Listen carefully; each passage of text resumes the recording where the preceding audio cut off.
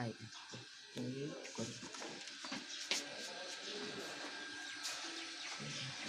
আমার তিনটে ঢুকবো ফুলকুটেছে। এই একটা আর ওখানে একটা ফুল,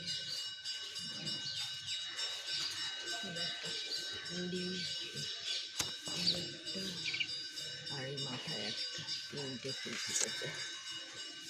একটা টগর ফুল, কুচি ফুল আর অনেকগুলো ফুটেছে।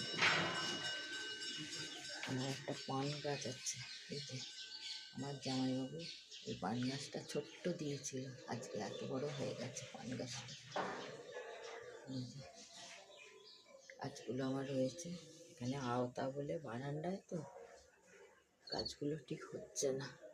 এইটা আমার জামাইবাবুর কাছ থেকে নিয়ে এসেছি কালী পুজোর সময়। এইটা একটা ছোট্ট হচ্ছে।